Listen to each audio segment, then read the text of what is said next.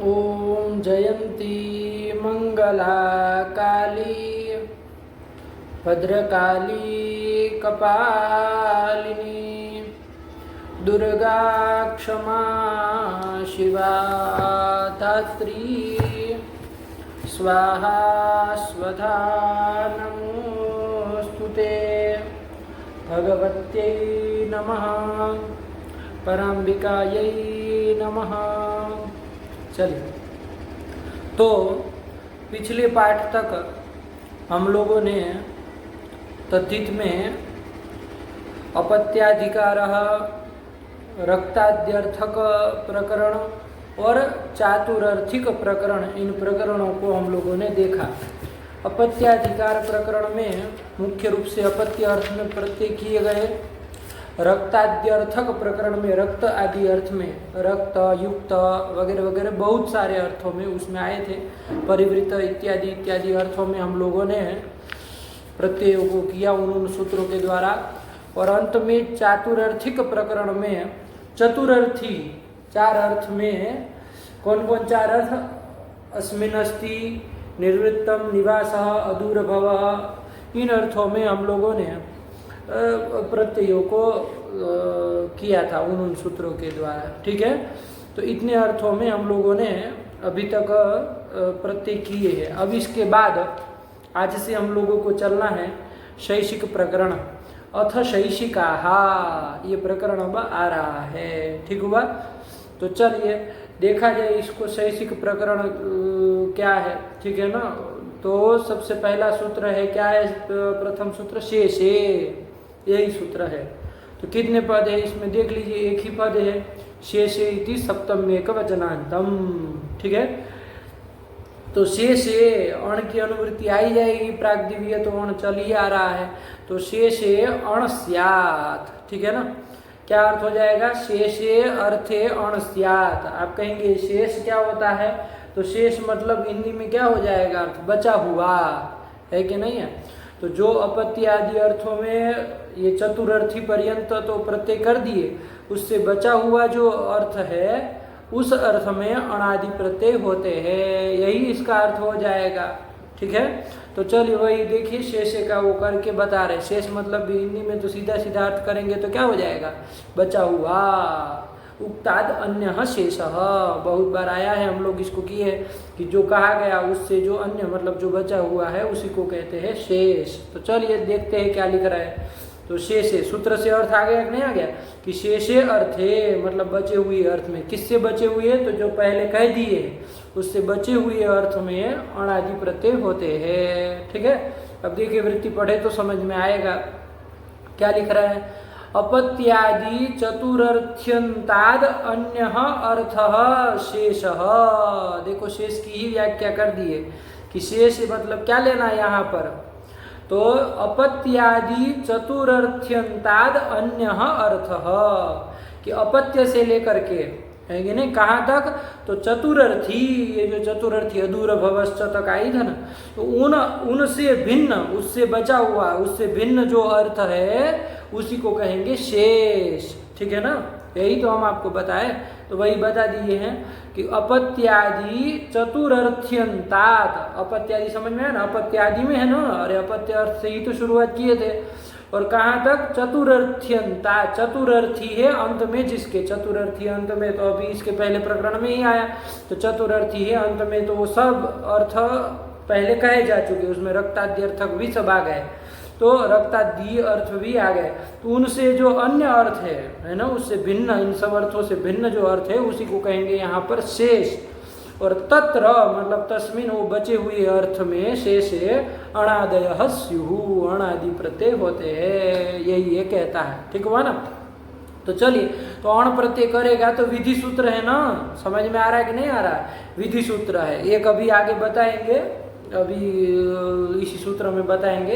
ये अधिकार सूत्र भी है, दो सूत्र है। ठीक है ना, वहाँ सिद्धांत कौमुदी वगैरह में तो लिख दिया कि लक्षणम चाधिकारश्च, कि भाई ये सूत्र जो है लक्षण भी, लक्षण सूत्र मतलब विधि सूत्र भी है और ये अधिकार सूत्र भी है, ठीक है ना। तो इसका अधिकार भी जाता है, उसको हम लोग देख लेंगे कहाँ तक अधिकार जाता है, अभी सब बताने वाले हैं, ठीक है ना।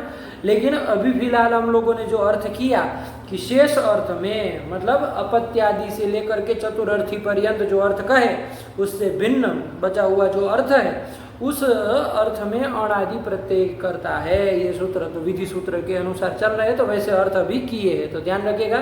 शेषे अर्थे अणादयः स्युः, तो शेष मतलब क्या, तो वही व्याख्या इन्होंने कर दी है शेष की। चलिए एक बार पढ़ लीजिए।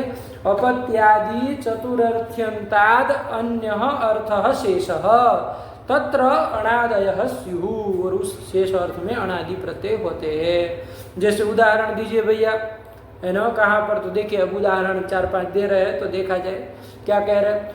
चक्षुषा गृह्यते चाक्षुषम रूपम, चक्षुषा गृह्यते, यही लौकिक विग्रह कर दिए कि चक्षु के द्वारा, नेत्र के द्वारा, आंख के द्वारा गृह्यते, जिसका ग्रहण होता है उसको कहेंगे चाक्षुषम, है कि नहीं। आंख के द्वारा किसका ग्रहण होता है, ग्रहण मतलब पकड़ नहीं लेना है, ग्रहण मतलब ज्ञान है कि नहीं है, ग्रहण मतलब ज्ञान। तो नेत्र के द्वारा जिसका ज्ञान होता है, तो किसका ज्ञान होता है, जैसे रूप आदि का, अरे कपड़ा सफ़ेद है, ये है, वो पीला है, नीला है, ये रूप का ज्ञान होता है कि नहीं होता है। तो चक्षुषा गृह्यते कि नेत्र के द्वारा जिसका ग्रहण होता है, किसका, रूप का ग्रहण होता है, तो रूप का नाम हो जाएगा, ठीक है ना। तो चलिए देखा जाए, चक्षुषा गृह्यते, ये लौकिक विग्रह कर लिए। अब अलौकिक विग्रह करना है तो ध्यान दीजिएगा, चक्षुषा कहाँ का था ये, अरे तृतीया का एक वचन था ना चक्षुष शब्द का, चक्षुषा, तो उसका करो अलौकिक विग्रह, क्या कर लेंगे, चक्षुष्टा, यही ना अलौकिक विग्रह हो जाएगा, चक्षुष्टा। और वही गृह्यते, इस अर्थ में क्या कर लिया जाए, ये देखो ये अर्थ जो था वो नहीं ना अपत्यादि चतुर्थ्यंत नहीं ना है, अरे रक्तादि अर्थ में भी नहीं आया, अपत्य तो है ही नहीं, चतुर्थी में भी नहीं आया, तो इस अर्थ में क्या हो जाएगा, शेष अर्थ है, इसमें क्या हो जाएगा, अणादि प्रत्यय हो जाएंगे, यही तो कह रहा है। तो अण प्रत्यय कर लिया जाए तो चक्षुष्टा और गृह्यते, इसी अर्थ में क्या कर ली जाए, कर लिया जाए, यहाँ पर अण प्रत्यय कर लिया जाए, अण का अ रहेगा, तद्धितांत मान करके पूरे की प्रातिपदिक संज्ञा और टा का लुक कर दिया जाए, चक्षुष अ, ये स्थिति बन जाएगी। अब ये अण प्रत्यय जो है वो कैसे अणित है, तो तद्धितेश्वचामादेश से आदि अच को वृद्धि कर लो, चाक्षुष अ, मूर्धन्य शकारांत है, अब यहाँ तो कोई स्थिति वगैरह लगेगा नहीं, है ना, अकारिकार कुछ है नहीं, किसका लोप करेंगे, तो चाक्षुष अ मिला देना है, चाक्षुष, यही तो बना लिए, प्रातिपदिक अकारांत प्रातिपदिक बन गया, चाक्षुष बन गया। अब इसको विशेष्य के अनुसार चला लो, चक्षु के द्वारा जिसका ग्रहण होता है, किसका, रूप का, तो रूपम नपुंसकलिंग है तो वैसे ही चला लो, तो चाक्षुष से सुम पूर्व रूप करके चाक्षुषम, तो वही तो बनाया है, देखिए चक्षुषा गृह्यते इति चाक्षुषम बना दिए ना, बराबर रूपम, चक्षु के द्वारा जिसका ग्रहण होता है, किसका ग्रहण होता है, रूप का ग्रहण होता है, तो रूप का नाम हो जाएगा चाक्षुषम रूपम, ठीक हुआ। चलिए तो चाक्षुषम ये हो जाएगा। अरे चक्षु के द्वारा घट का भी ग्रहण होता है, ऐसा थोड़ी नहीं कि रूप ही गृहीत होता है, घट का भी ग्रहण होता है, घटपट का, तो उसके लिए भी हो जाएगा, ऐसा नहीं कि रूप होगा तभी होगा। अरे चक्षु के द्वारा गृहीत होने वाला, मान लीजिए घट है, तो घट चूंकि पुल्लिंग है तो उसके अनुसार इधर पुल्लिंग कर लेंगे, तो चाक्षुष घट, चाक्षुष पट, ये सब कर लेंगे, कोई दिक्कत नहीं है। चले ऐसा नहीं कि खाली बस वो तो एक अर्थ बता दिए कि चक्षु के द्वारा जो गृहीत होता है, जिसका ग्रहण होता है, उसको कहेंगे चाक्षुषम, ठीक है ना, रूपम, ठीक है। चलिए घटा होगा तो पुल्लिंग कर लेंगे, कोई दिक्कत नहीं है, तो ये बना लिया। तो ये देखिए शेष अर्थ में, यहाँ पर ये शेष अर्थ था ना, अरे अपत्यादि चतुर्थी में नहीं ना आया, नहीं आया है, तो इसलिए यहाँ पर अण प्रत्यय शेष अर्थ में हो जाएगा, किस सूत्र से, शेषे, इसी सूत्र से हो जाएगा। चलिए फिर कौन आया, श्रावण शब्द, तो ऐसे ही कर लीजिए। अरे श्रवण भी एक इंद्रिय है ना, जैसे चक्षुर इंद्रिय थी वैसे ही श्रवण इंद्रिय है कान, तो श्रवणे न गृह्यते, यही विग्रह कर लीजिए, श्रवणे न गृह्यते, कि भाई श्रवण मतलब कान के द्वारा जिसका ग्रहण होता है, जिसका ज्ञान होता है, तो किसका होता है, शब्दों का होता है, तो शब्द का वो हो जाएगा। ठीक है ना। चलिए तो कर लो श्रवणेन गृह्यते, लौकिक विग्रह कर लीजिए। अलौकिक विग्रह क्या कर लेंगे, श्रवण टा, और इस अर्थ में गृह्यते अर्थ में क्या कर लिया जाए, अण प्रत्यय कर लिया जाए, प्रातिपदिक संज्ञा, और किसका टा का लुक कर लिया जाए। अब क्या कर लिया जाए, आदि एच को वृद्धि कर लिया जाए, और श्रवणों में तो अकार है तो उसको क्या कर लिया जाए, जैसे से अकार का लोप कर दिया जाए, मिला दिया जाए, श्रावण ये बन जाएगा। तो श्रावण ये बन जाएगा, और शब्द के अनुसार पुल्लिंग कर लेंगे तो श्रावण शब्द।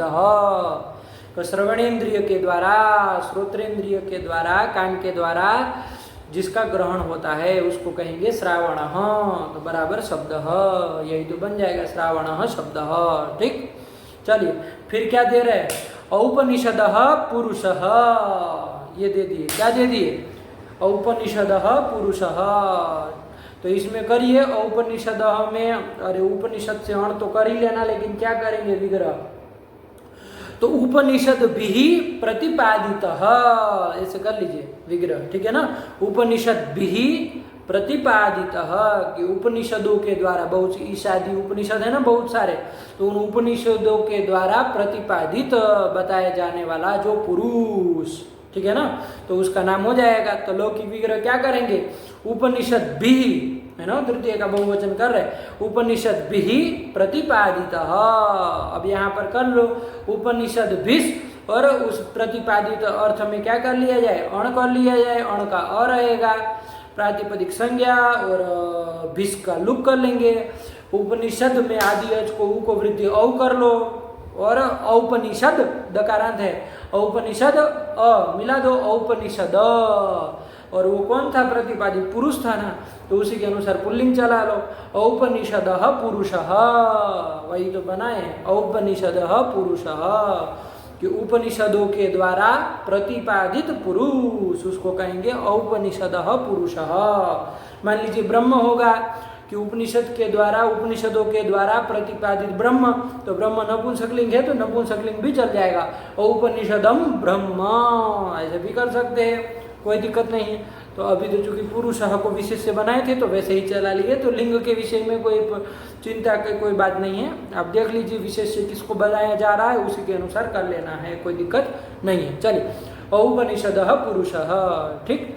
फिर कौन आया, अब बना रहे, क्या बना रहे, दार्शदाहा, ये बना रहे। तो कैसे कर रहे, तो देखो इसमें लौकिक विग्रह भी लिख दिए हैं, दृशदी पिष्टाहा, है कि नहीं है, दृशदी पिष्टाहा, ठीक है ना। दृशद, दृशद किसको कहते हैं, दृशद शब्द दकारांत है, पत्थर का वाच्य, किसका, पत्थर का, तो दृशदी कहाँ बन जाएगा, दृशद का, दृशदी सप्तमी में बन जाएगा, तो दृशदी पिष्टाहा, पत्थर में पिसे हुए, पिष्टाहा बहुवचन किए बहुत सारे होंगे, तो दृशदी पिष्टाहा, पत्थर में पिसे हुए, आया कि नहीं आया, किसको बनाया जा रहा है विशेष, सक्तवः, अरे सक्तु को, सत्तू, अरे पत्थर में पिसा हुआ जो सत्तू वगैरह है तो उसका नाम हो जाएगा। तो चलिए लौकिक विग्रह करो, दृशदी पिष्टाहा, ये लौकिक विग्रह। अलौकिक विग्रह क्या कर लेंगे, दृशद घी, और पिष्ट अर्थ में क्या कर लिया जाए, अण प्रत्यय कर लिया जाए, अण का अ रहेगा, तो तीतान मानकर प्रातिपदिक संज्ञा, और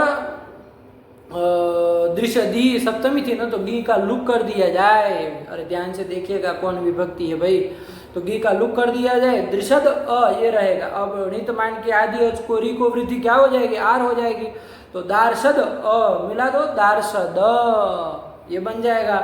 और चूंकि पुल्लिंग तो किए है लेकिन बहुवचन किए है ना प्रथमा का, तो वही चूंकि सक्तवः बहुवचन है तो वैसे ही चला लेना है। तो दार्शद, दार्शद ये अकारांत का राम की तरह क्या बन जाएगा, दार्शदाहा सक्तवः, तो वही तो बन गया, दृशदी पिष्टाहा दार्शदाहा सक्तवः, पत्थर में पिसे हुए जो सत्तू उसको कहेंगे दार्शदाहा सक्तवः, ठीक है ना। चलिए तो यही कर लिए। अब फिर क्या आया, दार्शदाहा बन गया।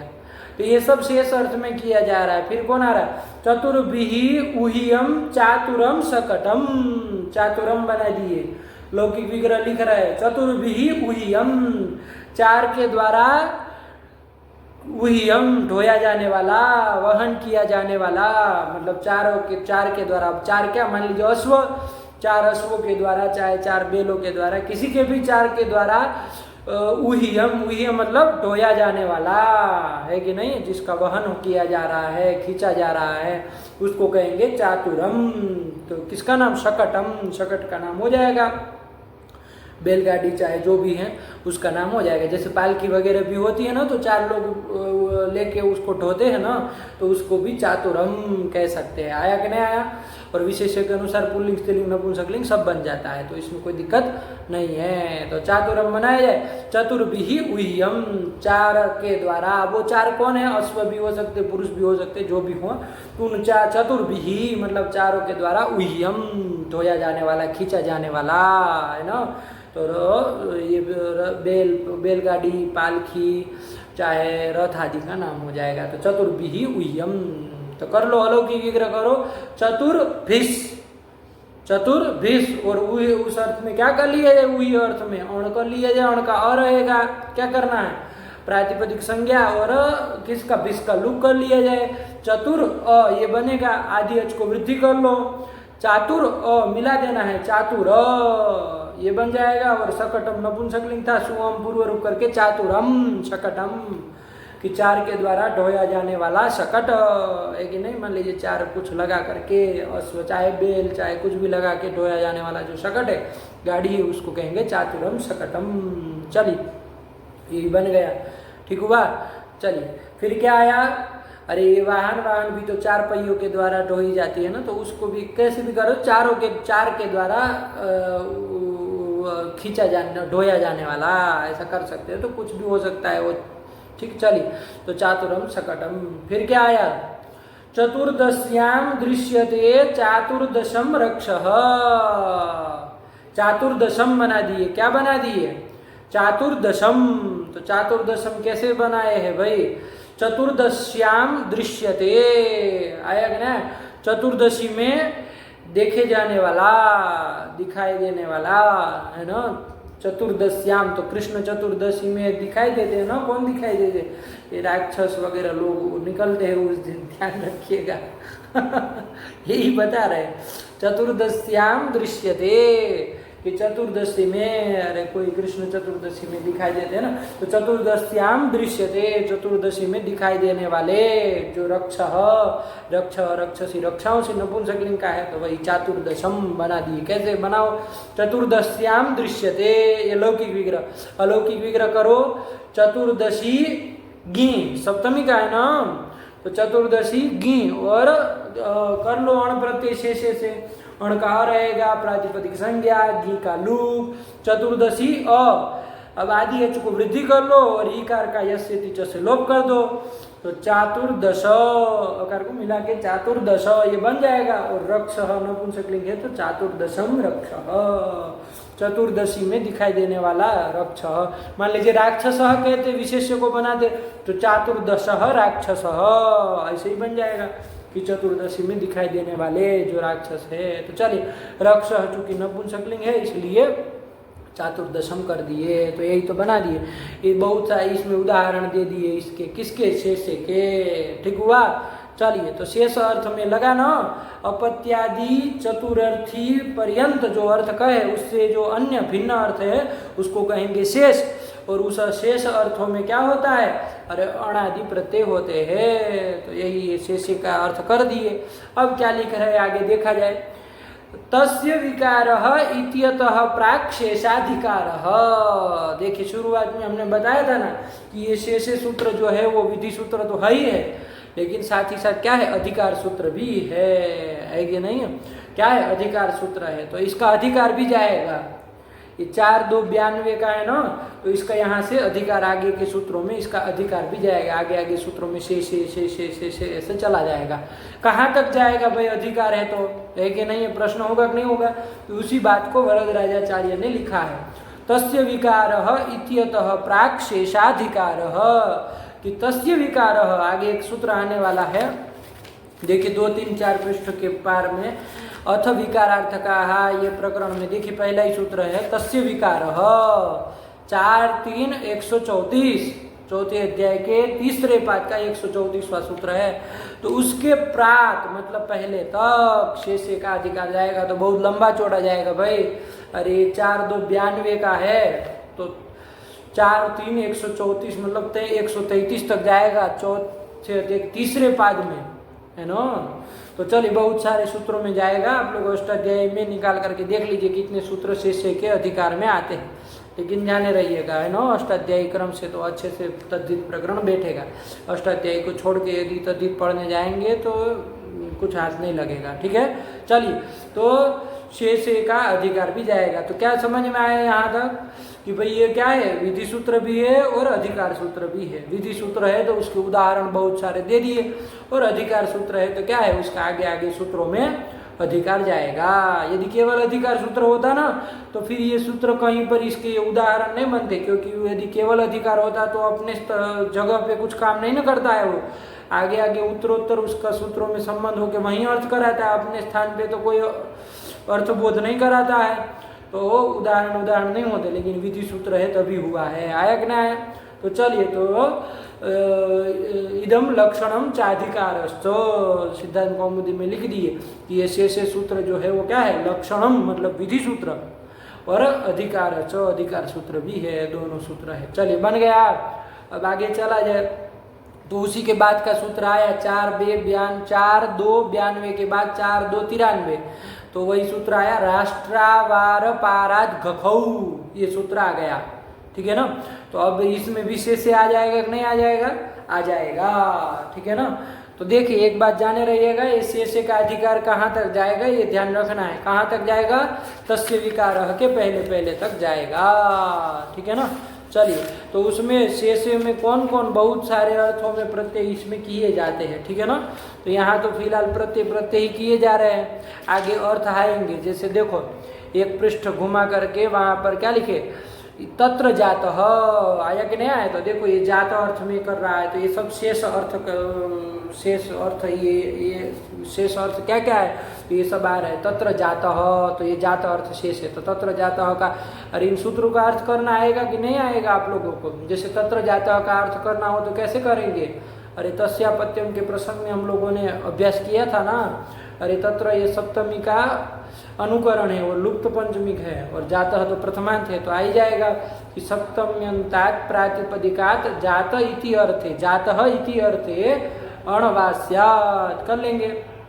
ऐसे ही मान लो आगे आएगा तत्र भवः, देख लो 4-5 सूत्र देख लीजिए इस शेष का, ताकि बार बार इसको लगाना होगा, इसलिए तत्र भवः तो सप्तम्यंतात् प्रातिपदिकात् भवः इति अर्थे अणवास्यात् कर ही लेंगे। फिर तत आगतः, ततः ये क्या है, पंचमी का अनुकरण है, किसका, पंचम्यंत का अनुकरण है, लुप्त पंचमिक है, तो पंचम्यंतात् प्रातिपदिकात् आगतः इति अर्थे अणवास्यात्। ये सब अभ्यास करिए आप लोग, ठीक है ना, कि कैसे किया जा रहा है। फिर और कौन अर्थ ले रहे हैं देखिए आगे। अरे जैसे लिए बहुत सारे अर्थ है इसमें, लेकिन जो सीधे देखने से ही पता चल जाए वैसे वैसे आपको करा रहे। तेन प्रोक्तम कर लीजिए, ये तृतीयांत का अनुकरण है, तो तृतीयांतात् प्रातिपदिकात् प्रोक्तम इति अर्थे अणवास्यात्, ठीक।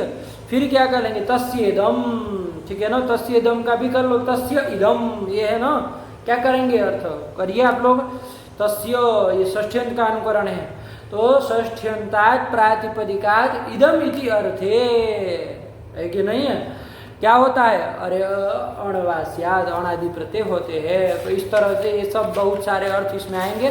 तो इससे विकार के पहले पहले तक ये शेष का अधिकार जाता है, तो इन अर्थों में सब शेष अर्थों में क्या होता है, अरे ये सब प्रत्यय होते हैं। तो चलिए लग गया, यही शैक्षिक प्रकरण है। अब सब सूत्र क्रम से पढ़ेंगे तो अच्छे से बैठ जाएगा, कोई घबराने वाली बात नहीं है। चलिए कौन सूत्र आ रहा है फिर अभी हमारा, राष्ट्रावार पाराद घखौ, ये सूत्र आ गया। तो देखो कितने पद है इसमें, राष्ट्रावार पाराद, पारात यहाँ तक एक पद, पंचम एक वचनांतम, और घखौ घश्च खश्च इति घखौ प्रथमा द्विवचनांतम, दो ही तो पद है, राष्ट्रावार पारात घखौ।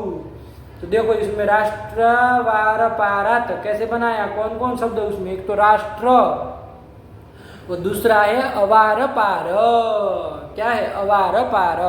तो राष्ट्र प्रातिपदिक से और अवार पार प्रातिपदिक से, दो प्रातिपदिक समझ में आए?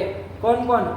राष्ट्र प्रातिपदिक और अवार पार प्रातिपदिक से कौन प्रत्यय होते हैं? घखौ, घ और ख प्रत्यय होते हैं। अब देखो प्रातिपदिक भी दो है, प्रत्यय भी दो है, तो यथाक्रम से लगा देना है। यथा संज्ञम अनुदेश समानम, तो क्रम से कर देना। तो क्या कर दोगे कि राष्ट्र प्रातिपदिक से घ प्रत्यय होता है और अवार पार प्रातिपदिक से ख प्रत्यय होता है। किस अर्थ में? तो से आ ही रहा है, तो शेष अर्थ में हो जाएगा।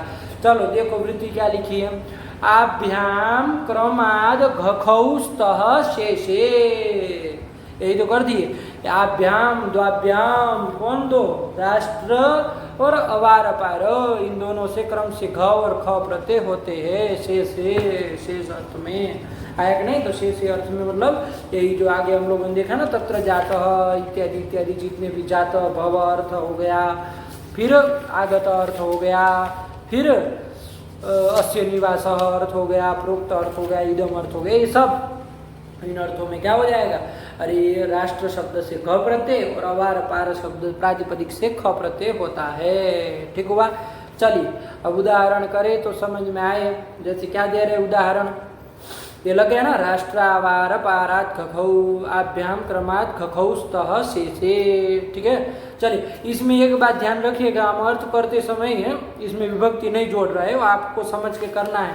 कौन से अर्थ में? मान लीजिए जात अर्थ में करेंगे तो तत्र जात था तो सप्तम्यन से करेंगे, भव अर्थ में करेंगे तो तत्र भव था तो सप्तम्यन से करेंगे, फिर मान लीजिए तेन प्रोक्त अर्थ में करेंगे तो तेन प्रोक्तम तृतीयांश से कहा था तो तृतीयांश से करेंगे।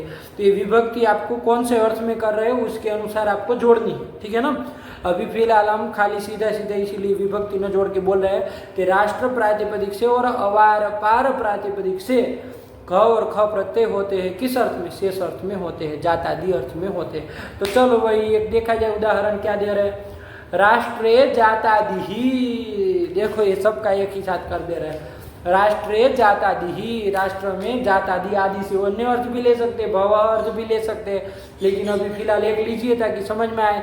राष्ट्रे जातः, जातः मतलब उत्पन्न, कि राष्ट्र में होने वाला जो उत्पन्न हुआ जो है उसका नाम हो जाएगा। तो करो राष्ट्रे जातः, ये लौकिक विग्रह करो।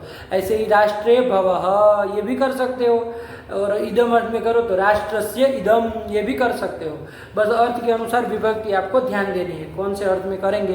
तो अभी तो फिलहाल हम जात अर्थ में मान लीजिए कर रहे हैं, तो राष्ट्रे जातः, राष्ट्र में उत्पन्न जो हुआ है उसको कहेंगे, जो भी बनता है क्या बनता है देखते हैं। तो अलौकिक विग्रह करो, राष्ट्रे जातः लौकिक विग्रह, अलौकिक विग्रह करो राष्ट्रज्ञ, और जात अर्थ में क्या कर लिया जाए? इसी राष्ट्रावार पारात खखौ, इस सूत्र से राष्ट्र से क्या कर लिया जाए? घ प्रत्यय कर लिया जाए। तो राष्ट्रज्ञ घ, ये पूरे की प्रातिपदिक संज्ञा कर ली जाए और गी का लुक कर दिया जाए, राष्ट्र घ, ये स्थिति बनेगी। ये इसमें क्या कर लिया जाए? प्रत्यय के आदि में घकार है ना, तो आय ने ई नी यह फ ढ ख छ घाम प्रत्यय आदि नाम, तो घस्य ईय रस्व हो जाता है ना, रस्व वाला ईय हो जाता है। ठीक है ना? तो घ को ईय कर दो, अ को छोड़ देना और फिर ईय में वापस मिल जाएगा, तो ईय ये रहेगा। तो क्या स्थिति बन जाएगी? राष्ट्र ईय, ये बन जाएगा। ठीक हुआ? अब यहाँ पर ये घ प्रत्यय जो था इतनित की कुछ था नहीं, तो आदि अच की वृद्धि का निमित्त तो है नहीं, वैसे ही आदि वृद्धि ही है, आ ही है, तो कुछ फर्क नहीं पड़ेगा। लेकिन निमित्त नहीं है तो करना ही नहीं है, कोई बात ही नहीं है। तो चलो राष्ट्र ये बन गया, और ये पर रहते ये भ संज्ञा हो ही जाती है और हो जाती है, तो यसे टीचर से राष्ट्र के आकार का लोप कर दो, तो राष्ट्रीय ये बन जाएगा। और मान लीजिए पुरुष होगा, पुल्लिंग होगा, पुरुष कुछ होगा तो राष्ट्रीय, तो वही तो बनाए, राष्ट्रे जातः राष्ट्रीय, यही तो बनता है कि राष्ट्र में उत्पन्न। आया कि नहीं आया? ऐसे ही राष्ट्रे भवः, ये भी विग्रह करेंगे तो राष्ट्रीय, यही तो बनेगा, राष्ट्र में होने वाला। अरे भव मतलब होने वाला, जातः मतलब उत्पन्न, ये अंतर है ना। तो वही कर लेंगे राष्ट्रीय जातादि ही, आदि से भव आदि अर्थ भी कर लेना। तो राष्ट्रीय जातादि ही राष्ट्रीय, तो ऐसे बनता है ये क प्रत्यय करके, बहुत प्रसिद्ध शब्द है। हम लोग को नहीं कहते ये राष्ट्रीय प्राणी है, ये राष्ट्रीय पशु है, बहुत कुछ कहते हैं, राष्ट्रीय गीत ये वो, तो ये से बनता है। अग्नि लोग हिंदी में लिखते हैं तो दीर्घ वाला लिख देते हैं, लेकिन ध्यान दीजिएगा कैसे बनता है। राष्ट्रीय इकार रस्व इकार रहेगा ना, तो राष्ट्रीय ये बन जाएगा, बना। चलिए, राष्ट्रीय जातादि ही राष्ट्रीय। ऐसे ही अवार पार से कर लेना है। ये अवार पार किसको कहते हैं? अवार, अवार मतलब इस पार, और पार मतलब उस पार, है ना। अरे पार नहीं कहते, उस पार, पार मतलब उस पार है कि नहीं, नदी आदि का मान लीजिए उस पार, और अवार मतलब क्या हो जाएगा, इस पार। तो अवार पार दोनों का मिला के है, तो अवार पारे जात कि नदी के इस पार और उस पार होने वाला उत्पन्न, ये कर देंगे जात का है तो अवार पारे जात। ये लौकिक विग्रह कर लो, अलौकिक विग्रह कर लो। क्या कर लोगे? अवार पार गी और जात अर्थ में कौन प्रत्यय कर लिया जाए? तो ये सूत्र ने किया था ना भाई, ख प्रत्यय कर लिया जाए, दूसरे को दूसरा, तो ख प्रत्यय कर लो। ख ही किया ना, ख ही किया, तो अवार पार गी और ख ये बन जाएगा प्रातिपदिक संज्ञा, गी का लूग, और प्रत्यय के आदि में खकार को वही आयन यह फड़ ख छ घाम ख आया ना, तो ख को क्या कर दिया जाए? तो खस्य ईन, क्या कहा था? खस्य ईन, ये आदेश कर दिया जाए, और अकार मिला के ईन, यही ना रहेगा। तो क्या स्थिति बनेगी? अवार पार ईन, और ये ख प्रत्यय भी इतनी कुछ था नहीं, तो आदि अच को वृद्धि वगैरह नहीं होगी, ध्यान देना है। यदि इतनी किच होगा तो आदि अच को वृद्धि हो जाएगी, लेकिन ऐसा है नहीं। तो अवार पारी, अवार पार ईन ये बन गया। ये स्थिति च से अकार का लोप तो हो ही जाएगा, मिला दो, अवार पारी न, और एक अखंड पद है तो णत्व भी हो जाएगा, तो अवार पारीण ये बन जाएगा। और शुरू तो विसर्गो अवार पारीण, कि इस पार और उस पार उत्पन्न, दोनों साइड उत्पन्न कुछ मान लीजिए है, उसको कहेंगे अवार पारीण। और अवार मतलब ये लोक, और पार मतलब परलोक, ऐसे भी कर सकते हो कि इस लोक और परलोक में होने वाला, चाहे उत्पन्न, उसको कहेंगे अवार पारीण, उसको भी कह सकते हैं, है कि नहीं? अरे अवार का अर्थ ये थोड़ी नहीं कि नदी का इस पार ही लेना है, अरे इस लोक और पर पार का परलोक, ये भी अर्थ कर सकते हैं। तो बन जाएगा ख प्रत्यय करके अवार पारीण। वो जात अर्थ में ही नहीं, भव अर्थ में और आगे अन्य अर्थ में भी कर सकते हैं, कोई दिक्कत नहीं, सब अर्थों में हो जाएगा। तो चलिए, यही कर दिया राष्ट्रावार पारात कखौ, दोनों उदाहरण भी आ गए, ठीक है। राष्ट्रीय अवार पारीण। चलिए, अब क्या एक वार्तिक आ रहा है आगे, क्या आ रहा है? अवार पाराद विगृहीताद अपि विपरीताचेति वक्तव्यम, ये आ रहा है वार्तिक कि अवार पारात, अवार पारा से जो आप किए है प्रत्यय, कौन प्रत्यय किए? ख प्रत्यय किए, तो विगृहीताद अपि, वो विगृहित मतलब अलग अलग से भी हो जाएंगे। अवार अलग से हो जाएगा, और पार इससे भी हो जाएगा। विगृहित मतलब पृथक पृथक। अवार पार एक शब्द था, उसमें अवार से भी हो जाएगा और पार से भी हो जाएगा। तो अवार से मान लीजिए कर लेंगे, तो वही कर लेना है, अवारे जात है ना, और पार से भी हो जाएगा तो पारे जात। अवारे जात का क्या अर्थ होगा? कि इस पार होने वाला, अब तो इतना ही रहेगा अर्थ। और पारे जात मतलब उस पार होने वाला, ये अर्थ हो जाएगा। तो विगृहीताद अपि, अलग अलग से भी कर लेना। और विपरीताच, ये भी कह रहा है कि विपरीत से भी कर लेना। मतलब अवार पार में पार को पहले रख दो, अवार को बाद में रख लो, तो क्या हो जाएगा? पार अवार, संधि कर दो दीर्घ, तो पारावार, तो पारावार से भी कर देना। ये वार्तिक ने करा दिया, ठीक है ना। अरे वार्तिक नहीं आता तो सूत्र में तो अवार पार यही ना प्रातिपदिक पड़ा था, इसी से होता। लेकिन वार्तिक ने आके कहा कि भैया अवार पार में पृथक विगृहित से मतलब पृथक पृथक से अवार से और पारा से भी कर दो, और विपरीत मतलब पारावार से भी कर दो। आया ना। तो ये तीन और एक उदाहरण इसके बन जाएंगे, कोई तो उसमें परेशान होने वाली बात नहीं है, सरल ही वार्तिक है कि अवार पाराद विगृहीताद अपि विपरीताच इति वक्तव्यम, कि अवार पार शब्द से जो ख प्रत्यय किया वो विगृहित से भी करना और विपरीत से भी करना। विगृहित से करना मतलब अवार से भी पृथक पृथक, अवार से और पारा दोनों से करना, और विपरीत मतलब पारावार से भी कर लेना। चलिए किस अर्थ में? उसी अर्थ में करना है, शेष जात आदि अर्थ में करना है तो कर लो। देखो 3 उदाहरण दे दिए, विगृहित के दे रहे पहले, अवारिण पारिण कर दिया ना, तो अवारे जातः पारे जातः, प्रक्रिया सारी की सारी वही ख प्रत्यय करके उसको ई न करके अकार का लोप करके अवारिण तो भी कर लेंगे, अवारिण पारिण बना लेना। और विपरीत का उदाहरण दे रहे पारावारिण, अरे पारा को पहले रख लिए अवार को बाद में रख लिए तो पारावार बन गया, तो पारावारे जातः है कि नहीं, पारावारिण। ये कहते हैं कि व्यापारावारीण, विद्वान आदि को सम्मान देते ना कि पारावारीण, हाँ कि भाई ये तो पारावारीण है ना, मतलब सब और को, इस पार को भी जानते हैं, उस पार को भी जानते हैं वगैरह वगैरह के विद्वानों के लिए विशेषण देते हैं कि नहीं, तो पारावारीण, हाँ तो यही तो बनता है। तो वार्तिक समझ में आया? अरे वही कह रहा था कि विगृहित से भी अलग अलग से कर लेना और विपरीत से भी कर लेना। ये नहीं होता तो बस अवार पारिण एक ही बनता है। चलो लेकिन अब 3 बन जाएंगे और। चलिए तो ये बन गया, ठीक है। आगे चले, फिर क्या आया? इह, अब कुछ बताने जा रहे। इह प्रकृति विशेषात् घादयः ट्युट्युलन्ताः प्रत्यया उच्यन्ते। ठीक है ना। देखिए अब एक बात समझिए आप लोग, यह मतलब यहाँ ये राष्ट्रावार पारात घखो, यहाँ से लेकर के ये देखो क्या किया इसने कि राष्ट्र और अवार पार प्रातिपदिक से घ और ख प्रत्यय की है, ठीक है ना। 2 ही चीज बताई ना, एक तो प्रकृति विशेष बताई कि इस प्रकृति से, और एक प्रत्यय बताया कि इस प्रकृति से ये प्रत्यय होता है। लेकिन अभी 2 चीजों की कमी इसमें हम लोगों को अर्थ करने में पड़ रही है। क्या 2 चीजों की कमी पड़ रही है? इतना तो बता दिया कि इस प्रातिपदिक से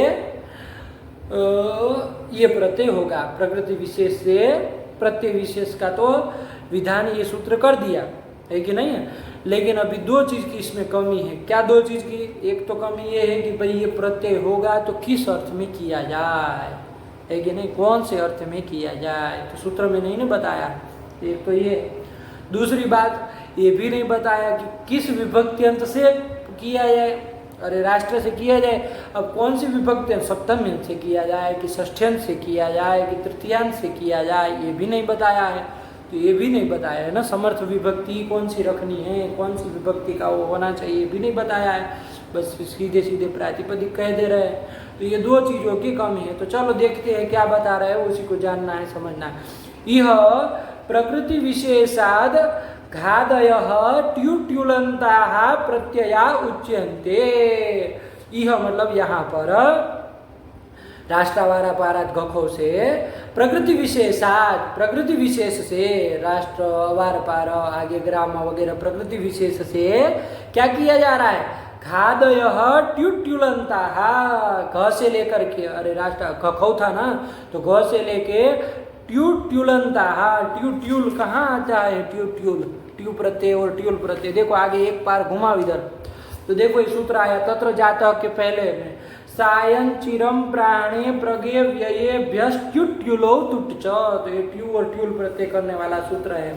तो ये घ से लेकर के, है ना, कहाँ तक? ट्यू और ट्यूल प्रत्यय पर्यंत कहे गए हैं प्रत्यया उच्यन्ते। लगी पंक्ति कि प्रकृति विशेषाद, प्रकृति विशेष से, राष्ट्र आदि प्रकृतियों से ट्यू घ से लेके ट्युट्युलंत जितने भी प्रत्यय है वो कहे गए हैं प्रत्यया उच्यन्ते। यही बताया गया, अर्थ नहीं बताया गया। देखो वहां तक जितने भी सूत्र आ रहे हैं ना, ग्रामाद्य खयो, तो वो ग्राम प्रातिपदिक से ये प्रत्यय किए जाएंगे। नद्यादि ढक, तो नद्यादि प्रातिपदिक से ढक किया जाएगा। तो यही किया जा रहा है।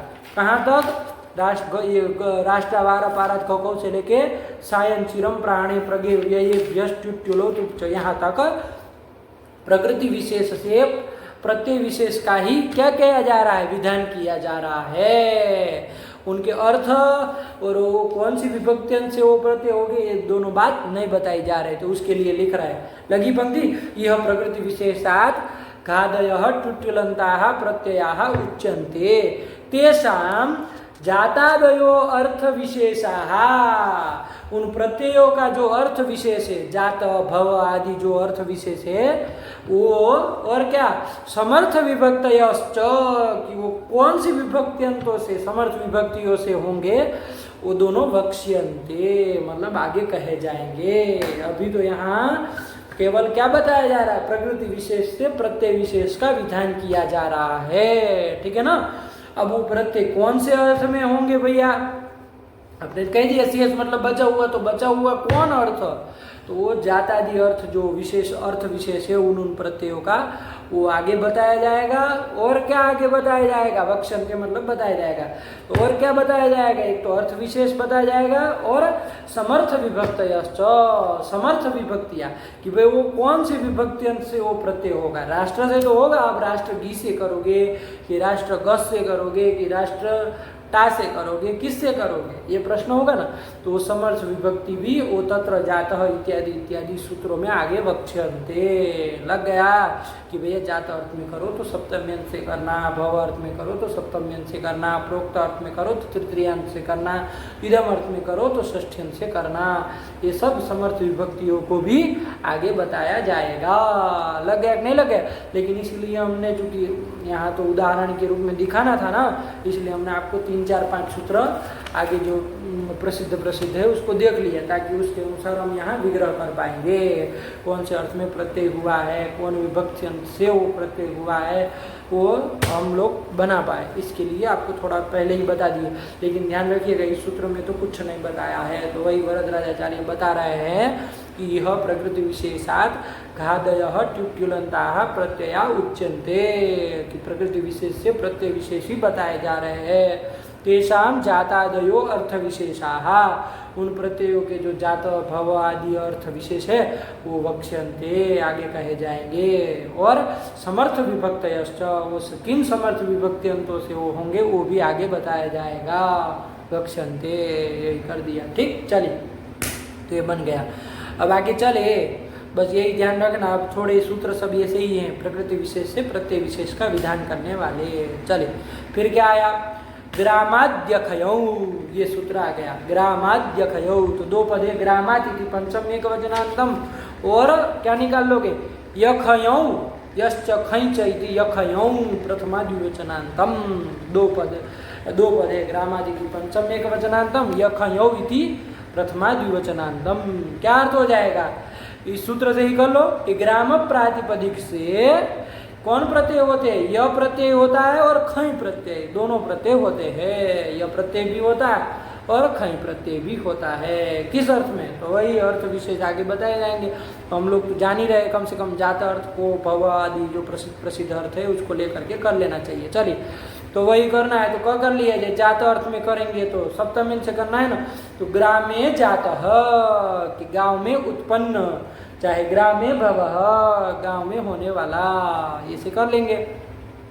तो ग्रामे जातः, ये लौकिक विग्रह कर लिया। अलौकिक विग्रह करो, ग्राम गी, और जात अर्थ में क्या कर लिया जाए, ये ग्रामाद्यखयों से यह प्रत्यय और खय प्रत्यय कर लिया जाए बारी बारी से। तो पहले यह कर लो, यह में तो कोई संज्ञा कुछ है नहीं, अनुबंध तो जोड़ा ना, यह प्रत्यय कर लिया जाए पूरे की प्रातिपदिक संज्ञा, और गी का लुक कर दिया जाए। ग्राम य आदि वृद्धि का तो कुछ निमित्त य में नहीं ना है, तो करनी भी नहीं, वैसे तो आकार ही है लेकिन करना नहीं है जब आदि वृद्धि का निमित्त नहीं है। तो ग्राम ये बन गया।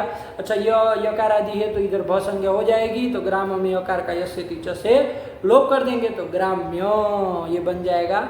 और पुल्लिंग होगा तो पुरुष होगा तो कुछ पुल्लिंग वस्तु होगी तो ग्राम्य। हाँ आया कि नहीं, कि गांव में उत्पन्न नहीं कहते तो ग्राम्य है। तो वही ग्राम्य कैसे बना, यही ग्रामाद्यखयौ, ग्राम प्रातिपदिक से यह प्रत्यय किया गया।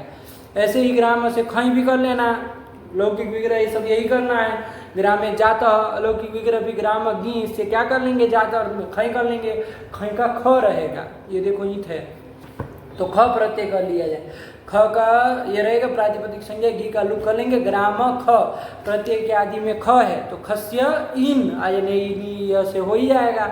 तो इन कर दो तो ग्राम इन, अरे अकार जो बचा था ख का आकार वो इन में मिल जाएगा तो इन, तो ग्राम इन, ये स्थिति बन जाएगी।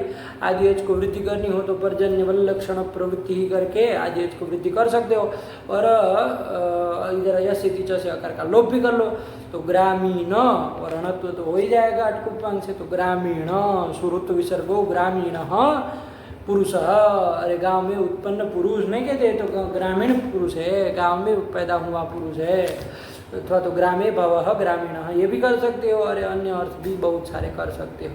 तो वही बन गए, अरे यो प्रत्यय किया तो ग्राम्य और खय किया तो ग्रामीण, सरल ही है। तो ग्रामाद्य खयौ, ठीक हुआ। ग्राम प्रातिपदिकात यखयौ प्रत्ययौ स्तः, ठीक है ना, जात आदि अर्थ में शेष अर्थ में हो जाएगा। चलिए फिर कौन आया, नद्यादिभ्यो ढक, यही तो आ गया। नद्यादिभ्यः इति पंचमी बहुवचनांतम, ढक इति प्रथमैकवचनांतम।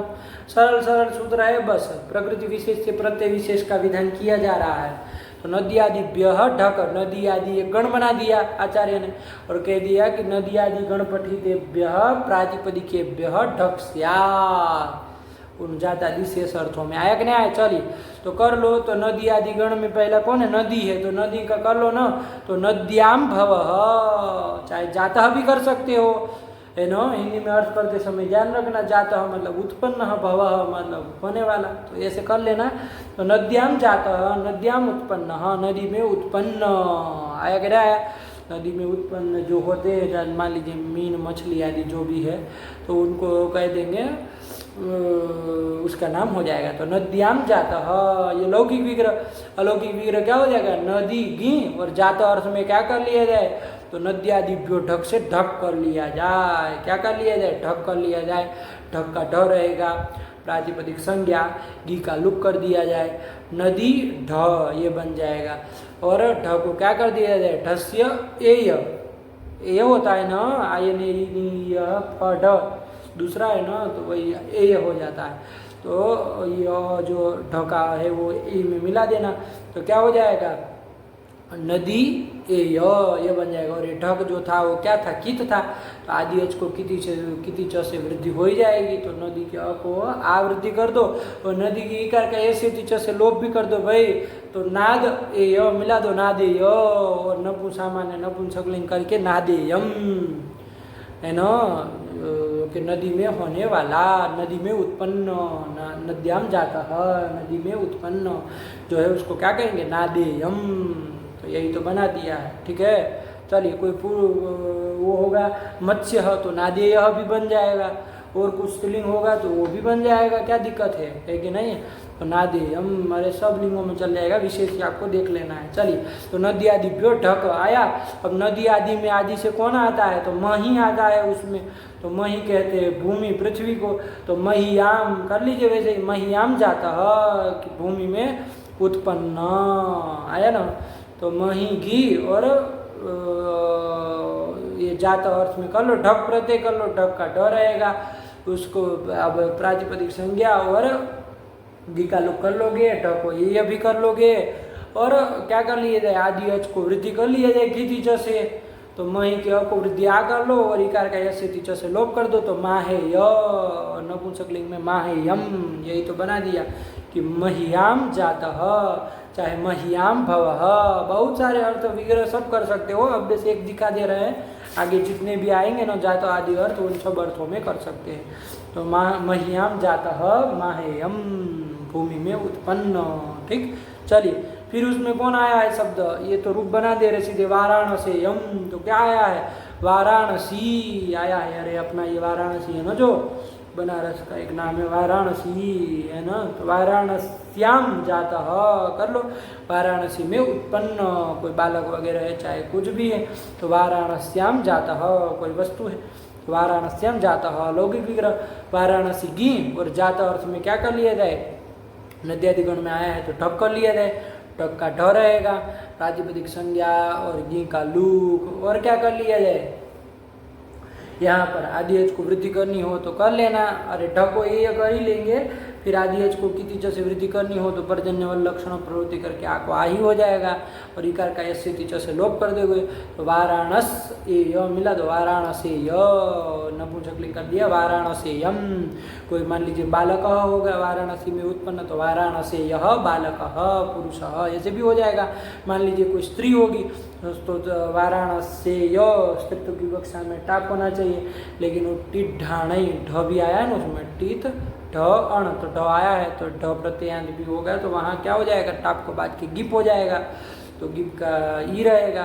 तो और इस तरह वाराणसेय और गिप का स्त्रीत्व की विवक्षा में जो गिप किया उसका ई रहा, अकार का ऐसे जैसे लोप कर लेना वाराणसी ये बन जाएगा। क्या बन जाएगा, वाराणसी सू लाएंगे तो अलग आदि लोप हो जाएगा। तीनों लिंगों में चल जाएगा, वाराणसी यह वाराणसी वाराणसी हम सब बन जाएगा। चलिए तो वाराणस्याम जातः है ना, चाहे जाता चूंकि नपुंसकलिंग बना रहे तो उसी भी लौकिक विग्रह में भी ध्यान देना है। वाराणस्याम जातम, नद्याम जातम, मह्याम जातम, क्योंकि आगे नपुंसकलिंग बना रहे तो उसी के अनुसार ये कर लेना। मान लीजिए पुरुष कहते तो वाराणस्याम जातः, यदि वो स्त्री होती तो वाराणस्याम जाता। लौकिक विग्रह भी बोलने में ध्यान रखना है कि भाई जातः कहे, जाता कहे कि जातम कहे, तो जैसा बनाना हो वैसा कह देना, कोई दिक्कत नहीं है। चलिए तो नद्यादि गण पठित प्रातिपदिकों से ढक प्रत्यय होता है। नादेयम माहेयम वाराणसेयम बन गया। और 4 नंबर टिप्पणी क्या लिख दी है, अरे 4 नंबर देखो वही गण लिख दी है। नद्यादि गण क्या क्या है, तो नदी, मही, वाराणसी, श्रावस्ती, कौशाम्बी, वन कौशाम्बी, काशपरी, काशफरी, खादिरी, पूर्वनगरी, पाठा, माया, शालवा, दारवा, सेतकी, ये सब क्या है, इति नदी आदि, ये सब नदी आदि गण है। इन नदी आदि गण पठित शब्दों से ये जात आदि शेष अर्थ में क्या हो जाएगा, और ये ढक प्रत्यय, अरे ढक कर रहा है ना तो ढक प्रत्यय होता है, ठीक है ना। तो चलिए यही कर लिया। अब आगे क्या आ रहा है, दक्षिणा पश्चात पुरस्त्यक, त्यक प्रत्यय करने वाला आ रहा है। तो रखा जाए पाठ, अब बहुत हो गया, इतना लगा लीजिए आप लोग, है ना। शैक्षिक प्रकरण का आरंभ हो ही गया तो इतना लगा लीजिए, फिर आगे दक्षिणा पश्चात सूत्र से आगे किया जाएगा। एकदम सरल है शैक्षिक प्रकरण। चलिए तो रखा जाए। भगवत्यै नमः, पराम्बिकायै नमः। अस्तु।